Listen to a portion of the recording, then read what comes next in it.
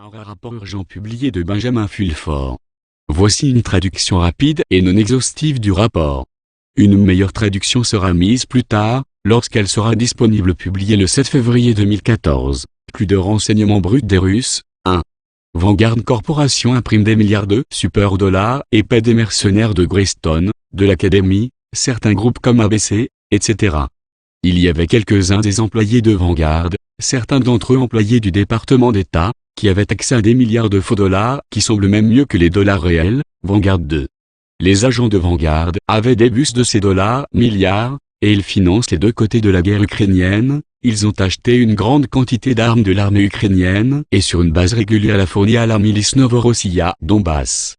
Pour recevoir des dollars, des officiers ukrainiens et des soldats ont vendu leurs armes à Novorossiya. Dans d'autres mondes, le but principal est d'assassiner autant de personnes en Ukraine. Des nouvelles positives pour l'humanité émanant de l'Ukraine et d'Israël. Lire la suite. Qu'ils peuvent. 3. Les agents de Vanguard répandent des faux dollars en Ukraine par les banques. Près d'une douzaine d'institutions financières sont visées par une enquête. Lire la suite. Qui appartiennent à l'oligarque khazarian ukrainien, Igor Kolomoïski, qui est le président du Congrès juif européen et du Congrès juif ukrainien. La ville de Dnepropetrovsk, la ville principale de Senistokhasparian Junta en Ukraine. Aussi, Igor Kolomoïski possède les aéroports, y compris l'aéroport de Dnepropetrovsk qui a contrôlé le vol de la Malaisie le 17 juillet 2014. Il finance un bataillon de militaires sadiques dnéprin qui a commis des meurtres de masse dans Novorossiya, et les soldats et les mercenaires de Dneprin ont été payés par ces faux super dollars. Toutes les banques de la Dnepropetrovsk sont pleines de ces faux dollars. L'homme d'affaires oligarque israélo-chyprio-ukrainien, Igor Kolomoïski 4. Maintenant, personne ne sait combien d'argent de la réserve fédérale a ses propres dollars dans le monde et combien ont les dollars de Vanguard.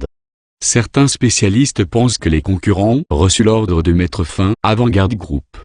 Cependant, les dirigeants de Vanguard et d'autres spécialistes bancaires de haut niveau ont dit que les principaux investisseurs contributeurs de Vanguard sont propriétaires de la réserve fédérale, et ils appuient cette déclaration.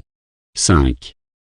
L'employé de Vanguard, M. Peter Van Buren, le nom pourrait être mal orthographié, avait un sérieux compromis énorme au sujet de Vanguard Group, y compris ses communications, les questions des super-dollars et ses connexions avec des autorités américaines, etc. Auparavant, il est parti en Ukraine. Il s'était caché dans sa maison mère dans un état différent, l'adresse exacte est donnée. Le 8 janvier 2015, il a été informé que sa mère est morte à l'hôpital qui appartient à l'une des sociétés de Vanguard. Sa femme a vérifié l'endroit où il cache le compromis contre Vanguard et n'a pas trouvé de boîte avec des documents et des clés USB. 6. Immédiatement, le lendemain, M. Peter Van Buren et un employé d'un autre Vanguard, le partenaire de Peter, Jonathan Mason, ont mis dans les bus plusieurs milliards de super dollars et sont partis. L'information s'est répandue qu'ils ont été capturés par la milice du Donbass. À cette époque, l'armée ukrainienne a commencé leur nouvelle phase active d'une guerre contre le Donbass. 7. Toutefois, le Vanguard a envoyé un grand groupe de mercenaires Greystone, et ils ont trouvé 2 employés de Vanguard. Aujourd'hui, 21 janvier, l'après-midi a pris fin avec une série d'événements qui ont conduit à la flambée actuelle des hostilités dans le Donbass. Le deuxième évadé, Peter Van Buren, a été capturé dans sa quête par un groupe spécial de mercenaires de Greystone dans la maison où il se cachait dans le village de Spartakus Yazinovaski, dans la région de Donetsk. De là, sous le convoi américain, il a été envoyé à Kiev. B. Contrairement à son partenaire, Jonathan Mason, était apparemment en attente de l'issue des négociations de Peter Van Buren avec la milice. Au cours de sa capture le 19 janvier 2015, 3 commandos de Greystone ont été abattus et sont morts. Jonathan Mason a été tué dans la maison qui est dans le village de Spartacus. Les manquants super billets de banque de valeur nominale de milliards de dollars sont introuvables. 8. M. Peter Van Buren a été ramené à Londres par un vol confortable spécial, et 7 des employés de Vanguard étaient avec lui. Il a été mis dans un hôpital, le centre médical Sevenoak, établissement de santé très réputé, récemment devenu un des plus grands centres dans le monde par l'American Medical Hospital Corporation of America. Il n'y a rien d'étonnant à ce que M. Peter Van Buren a été placé précisément dans cet hôpital, car appartient au groupe d'entreprises et de fondations, qui comprend notamment des respectés comme Vanguard Group, Inc., State Street Corporation, BlackRock Institutional Trust Company, Ma, Bank, l'avocat de la Deutsche Bank retrouvé mort à New York. Lire la suite. Of New York Mellon Corporation, Morgan, 10 tonnes d'or retirées vendredi. Lire la suite.